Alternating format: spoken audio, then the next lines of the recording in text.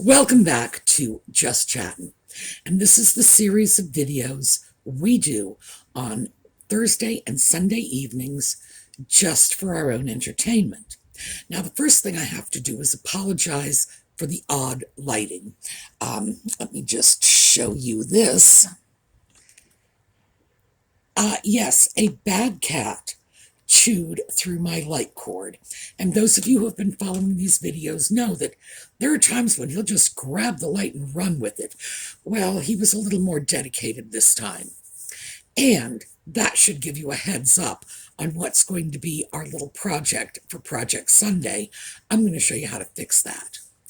In the meantime, of course, we are stuck with some offbeat lighting that is too heavy for the cat to run off with. Okay, so up for today, I got a lot of requests over the last month or so to please look at what's going on with Prince Andrew and the sex scandal and the upcoming trial. And I thought, there's a way to deal with this and make it fun. So we're going to see if I can pull that off when we come back.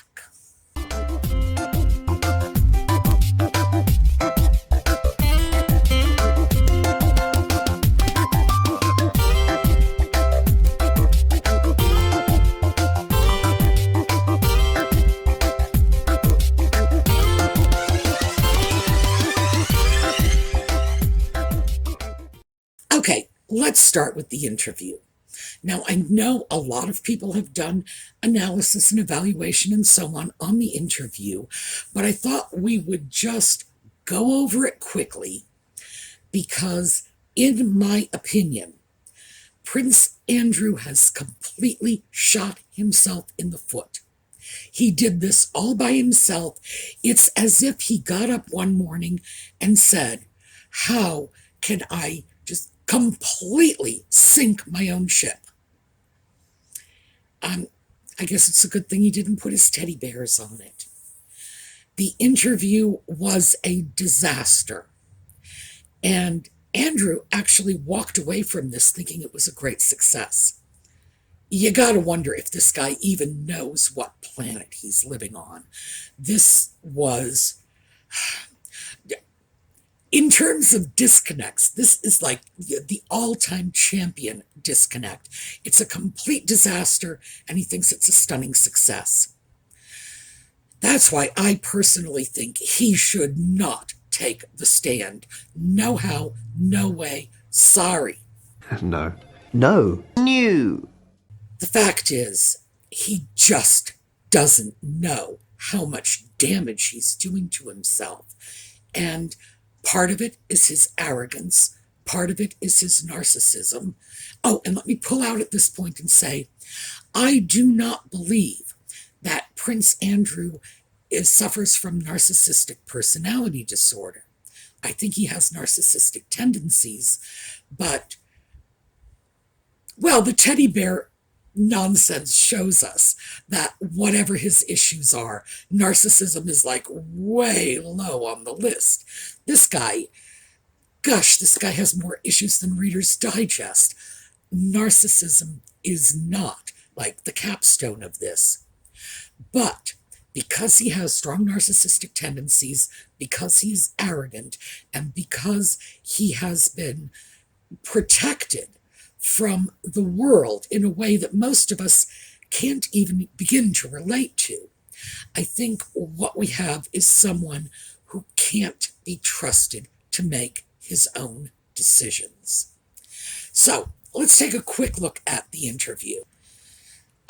The first thing I want to say is Emily Maitlis was a terrific interviewer. She was polite, she was soft-spoken, and she was like a honey badger. She went after him again and again and again. She did not back down. She did not back away. That woman, well, honey badger, pit bull, rabid crocodile, the woman was fantastic. I'm in love with her. The beginning of the interview, she asks Andrew about his relationship with Epstein, and Andrew says that he would not characterize them as close friends. And a mere 30 seconds, like literally, if you took a stopwatch, it would probably have come in about 22 seconds later. He says that when he would go to New York for business, Epstein would say to him, "Why don't you come use my houses?" Does that sound like a casual acquaintance? Do you use the houses of casual acquaintance? Do you lend your home to a casual acquaintance? No, of course not. So on one hand, he's saying they're not close friends, and mere seconds later, he's describing a relationship that most of us would consider to be quite close. Andrew explains that Epstein was merely a plus one. That's literally what he used. Ghislaine Maxwell's boyfriend. That Ghislaine was his friend, and Epstein was her plus one. And that's how he ended up being invited to Windsor Castle and Sandringham and whatever. And of course, Ghislaine Maxwell is now being accused of procuring women, so I don't think this association did Andrew any good. And we'll come back to this because I'm going somewhere with this. The fact is that even if the relationship was with Maxwell, if he did not want Epstein there, all he had to do with his friend is say, "Look, I get it. You want to bring someone, don't bring this guy." That's the sort of thing that almost any of us would think to do if we had issues with someone's behavior. Let's see. Emily then had referenced that in May of 2006, there was a warrant issued for Epstein. And on July 2006, it's 2 months later, he was present, Epstein was present for Princess Beatrice's birthday party. And again, Andrew said, no, Ghislaine was the one who was invited, and of course, Epstein was the plus one. That goes back to what I said before. If you have a friend, you want to invite them to a party, you know they're going to bring the boyfriend who is currently under indictment. And this is for sex trafficking minors, you know. This is, in other words, it's not just, oh, gee, he shoplifted a bar of soap at the grocery store. This is not a minor offense. This is an offense that most people find, well, personally disgusting. So it's one you want to walk away from. It's one you don't want to be associated with. So, no, that Andrew's excuses really started falling apart at this point. Epstein was convicted in 2008 for soliciting a minor for prostitution, and he was jailed. And Andrew said he ceased contact with him in 2006 and had no contact until 2010, at which point Epstein was released from jail, and I guess things went right back to normal. This was one of the more bizarre incidents that Andrew relates. He was photographed in New York with Jeffrey Epstein in 2010. He claims that the only reason he was in Epstein's company in 2010 was because, and I've almost got this down without laughing, so we'll see. Because he went there to explain to Epstein that they couldn't be seen together, which is why he went to see Epstein. Hello! This is so bizarre, it doesn't even make sense. If you don't want to be seen publicly with someone and you feel you have a strong need to articulate this to them, so face to face, so to speak, we're talking about 2010. You can Skype them, for heaven's sake. It's not like, this was in the 1950s when your choice was call them on the phone or send them a letter. No, many, many, many choices, including an almost face-to-face contact you could have by Skyping them.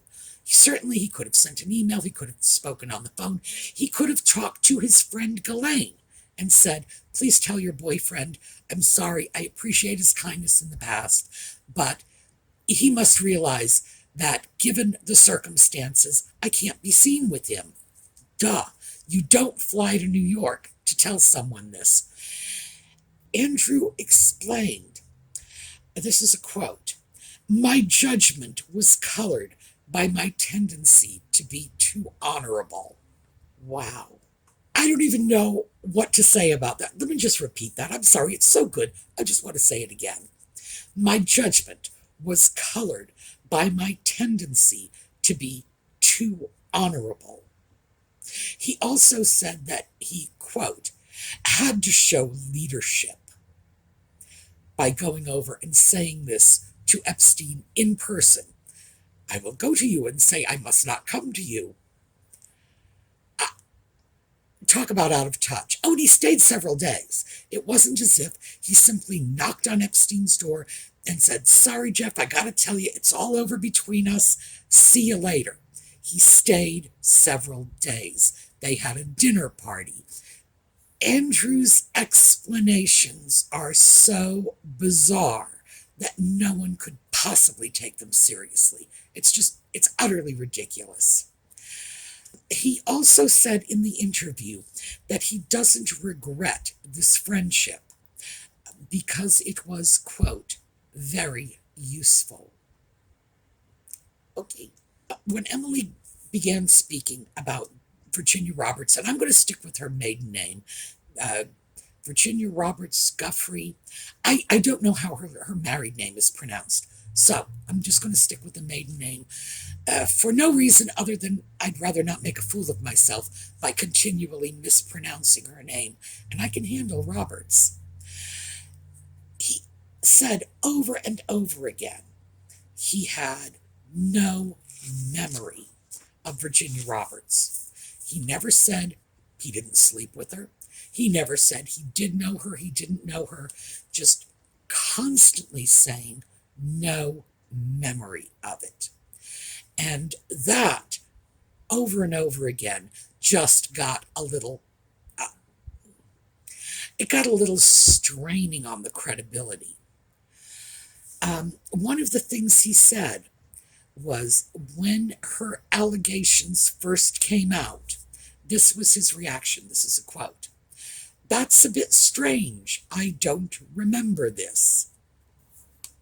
Okay, picture this.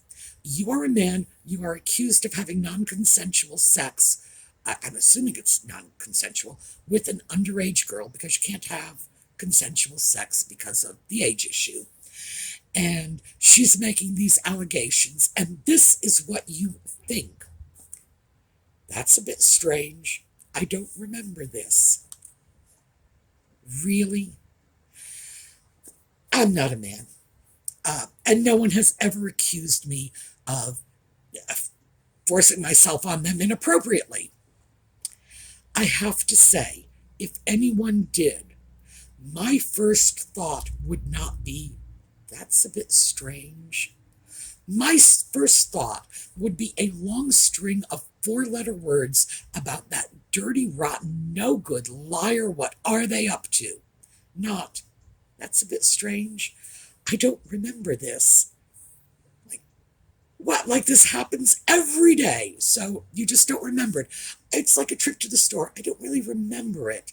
No. He pushed the boundaries of credibility over and over again. Another one of his great quotes was, If you are somebody like me, then people behave in a subtly different way. Yes, because he's so important. The fact is, he needed to say, my relationship with Jeffrey Epstein was a huge, huge mistake. I am profoundly sorry for it, and the crap that's rained into my life because of this has outweighed any possible good I might have perceived myself getting out of that relationship at the time.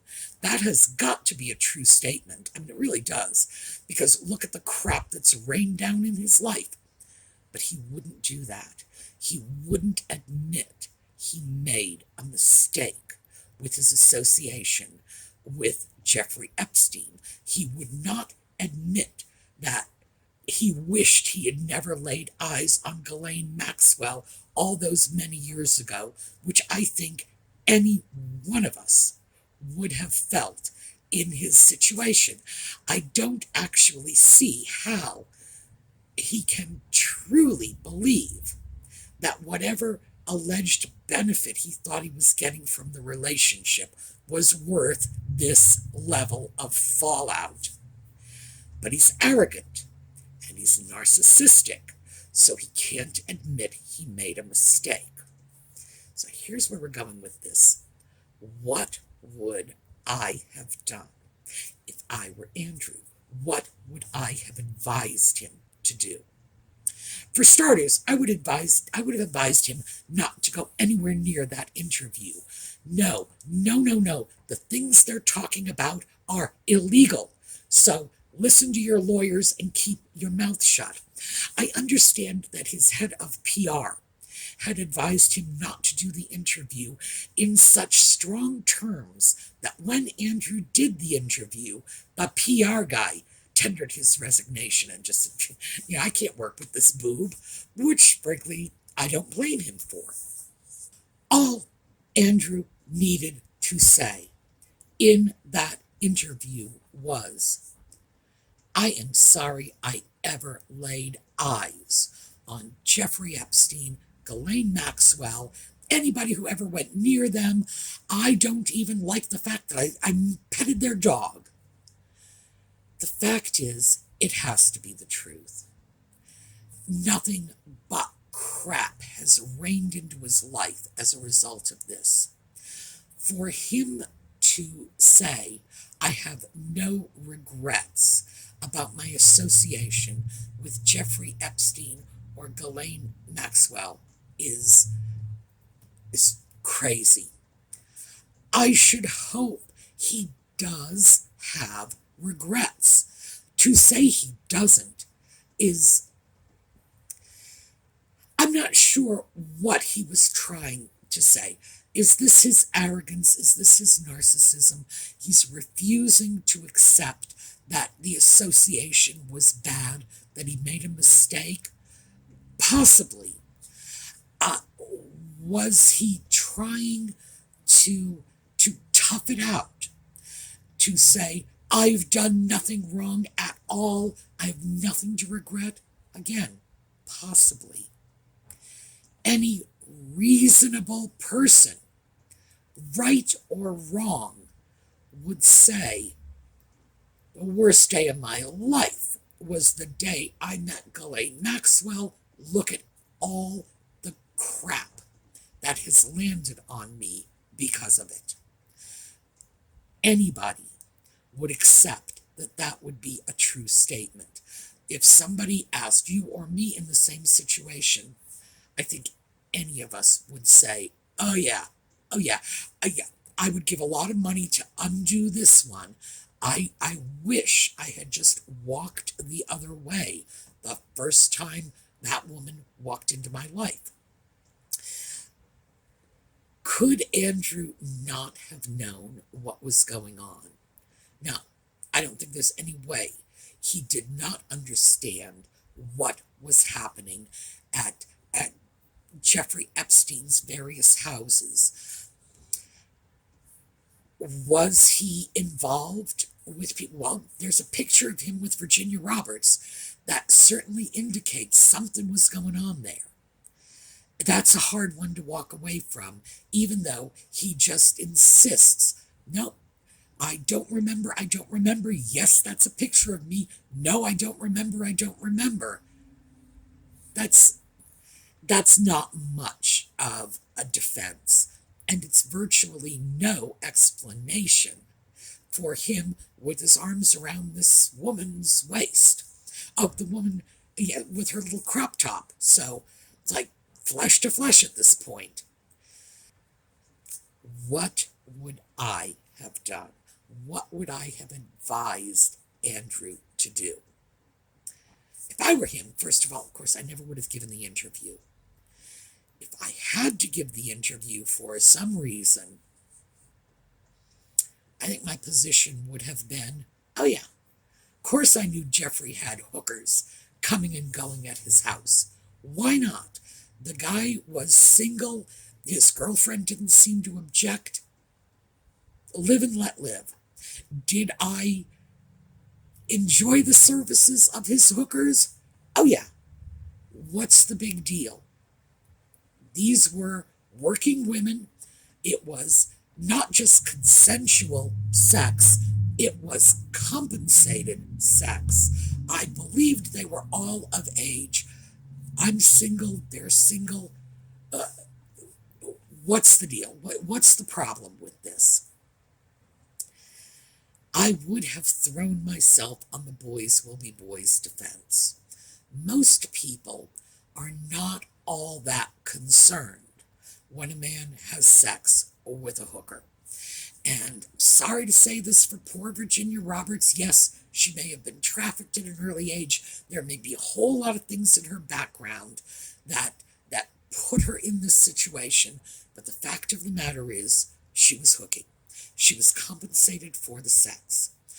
She was underage.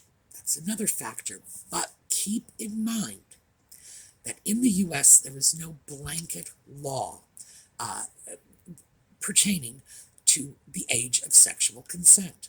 Some states it's 16, some states it's 17, some states it's 18. She would have been 17 at the time if, for example, she had been in a relationship in Maryland at 17. Would have been perfectly legal. Maryland has a 16-year-old age of consent. If she had skipped over the state line to Delaware, to the north, 18 there, not legal. Skipped over the state line to Virginia in the south, 18, not legal there. And on top of this, I could do a whole video on this, sexual consent age limits in the U.S. is, let me just throw this out to those of you who are old enough to remember the original Star Trek. Do you remember the card game Fizbin? That's what the sexual consent laws are like. Well, if you're 16 and the person you're having sex with is under 4 years older than you, so then it's legal. But if they're over 4 years older than you, then it's not legal. But if you go to the next state, and on and on and on, you practically have to be a legal encyclopedia to be able to sort this out. So I don't want to say that it's a technicality, because it really isn't. But in a lot of ways, it's wildly arbitrary. And if you take the position that Andrew had sex with this woman, which is what I believe, and you look at what he needs to say yes. He needs to, yes, I had sex with this woman. No, I didn't know she was 17. Gee, I'm very sorry. The last time we discussed this, and it was just, I just kind of dismissed it quickly. It was in the middle of another video. I would have absolutely paid to make this go away when it first reared its ugly head. The truth is, he knows he had sex with this girl. He didn't realize she was a girl at the time, At least I don't think he did. I have no reason to believe that a 40-year-old man would have intentionally had sex with a girl who was underage. He'd have to know. That would get him into a lot of trouble. So I'm assuming he didn't know. I'm also assuming that Virginia Roberts didn't tell him how old she was. It's not even a lie. I had sex with this woman. I didn't know how old she was. Gee, I'm sorry. How hard is that? I would have made it go away a long time ago. I would have written a check. Andrew can afford to write a very nice check. And the problem is, the man is unable to say, I made a mistake and I'm sorry. That's what he needs to say. That's why he should not testify. Because I don't think there's any force on this planet that can make him say, I was wrong, I'm sorry. And that's his only hope. His only hope is to look at the jury and say, I thought she was a grown-up. Forgive me, I made a mistake. It's his only hope. If he continues to lie, which he would do if he were on the stand. I mean, he's got no problem with it. This is his story. He's sticking with it. If I were his lawyer, I would never be able to put him on the stand because I would be very sure in my own mind that he would perjure himself. So ethically, I couldn't do it. I couldn't say, go forth and testify even though I know you will lie. No. So that is, in a nutshell, my view on what's going on with Andrew. I think perhaps the ship has sailed in terms of his opportunity to pay Virginia Roberts off and make this go away. Maybe it hasn't. It's worth a try. If I were his lawyer, I would at least make an effort to settle this case. She has settled other cases, and that's just a matter of public record. She's settled other cases. She might be willing to settle this one. I'd try it. Should he testify? Absolutely not. The man does not understand. He does not accept that everyone is clear about the fact that he's lying. And that's the last thing you want to do in front of a jury, is get caught lying. People will know this is a ridiculous story. And at this point, even if he changed his story and said, yep, I knew what was going on, I'm sorry, I made a mistake, it's too late for that. So, I don't know. Gosh. I would do that Hail Mary and try to settle. I would hope that I could keep it out of court, because if he gets the wrong jury, he can do time for this. And then what? We'd have someone who was formerly a senior royal in the British royal family, doing jail time in, I don't recall, I think it's Virginia that this is being tried in, but it might be Florida, I'm not sure. So is that what we want? Do we want to have him doing jail time in Florida? Does the British royal family want this? All I can say is either Andrew has had some terrible advice, or he hasn't listened to the advice he has gotten. I just don't think it bodes well for him. I do not see a good outcome for him at this point. And that's unfortunate, because the thing is, whatever it is he did, I think it could have been fixed with an admission and an apology. And it's just a shame that it's snowballed to the point where it can't. All right, that's what I have for you this week. Remember, Sunday's video, let me grab that here. We are going to take a look at how to quickly and easily repair chewed through cords, in case you have a bad cat. I have a bad cat. I can't be the only one. We will come back on Sunday evening with another episode of Just Chattin'. Meantime, we are going to watch a slideshow on our way out. Also, if you have not been over to Keeping NYC Mega Trash Free to watch the Sparkles, scoot on over there. I think I have watched every episode 3 or 4 times. It's a scream. Really, it is. It's so hilariously funny. So go on over there and check it out. I will see you all next time. Have a terrific day.